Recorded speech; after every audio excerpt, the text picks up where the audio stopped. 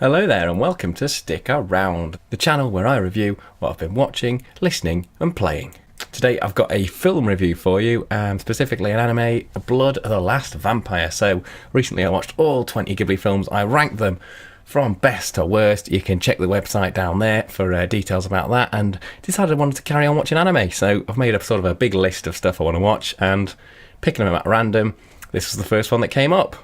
Off we go. Blood the Last Vampire is produced by Production IG and SPE Visual Works. It's directed by, Hiroyuki Kitakubo, hopefully I pronounced that right, and was released in 2000. It spawned a manga sequel, some video games I believe, and some further anime series, so none of which I've watched, so this is my first foray into this universe. Set in 1966, it follows our protagonist, Saya, who hunts strange monsters called chiropterans, or at least I believe that's how it's pronounced.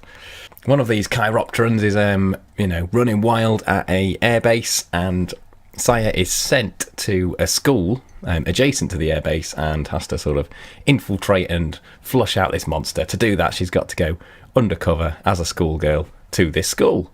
That's essentially the plot. It's pretty darn simple.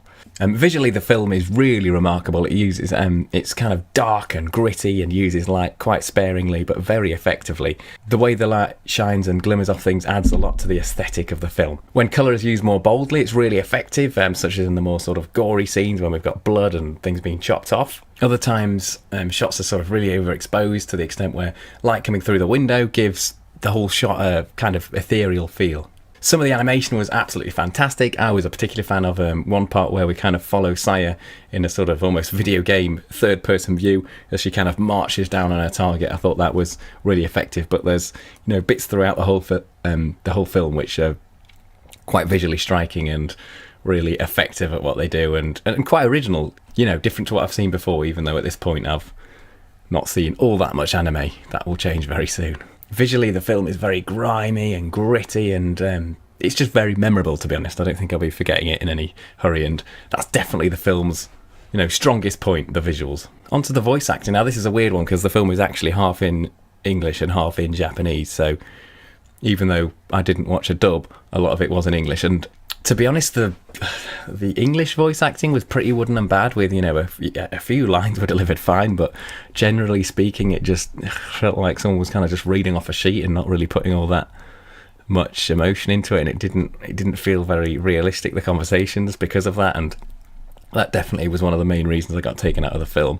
The Japanese part sounded better, although obviously I'm not Japanese and I don't understand it, so I'm unlikely to pick up on any problems with the performances there. The plot is incredibly simple. It doesn't really have any surprises in store for you. It just kind of almost, goes where you expect it to go, and it feels like a kind of slice of life situation where there's very little background story about the characters. They aren't developed in particular. You're just kind of thrown into this situation. I feel this benefited in giving Saya, quite a lot of mystique, which definitely benefited her character, but it didn't help the film in that I wasn't particularly invested in any of the characters during the fight scenes. So as good as those fight scenes were, and I think they're probably a strong point of the film, my sort of sense of peril or involvement in the scenes was lacking just because I wasn't all that engaged with the characters. Right, it's tea of judgment time. I'm going to give this a 6. I won't be remembering this film for its plot or its characters, to be honest, but, the visuals definitely made an impression on me, and I don't think I'll be forgetting those for quite a while. It's definitely worth a watch due to its short running length, and if you're more into sort of gritty vampire type stuff, then you might end up liking this more than me. Thanks for watching. Please subscribe, press the button down there, that'll be much appreciated. There'll be loads of videos coming up soon. Please check out our website, subscribe to our podcast, that's all down there. Do you agree? Do you disagree? Comments down there. And remember, be kind to each other. I'll see you next time.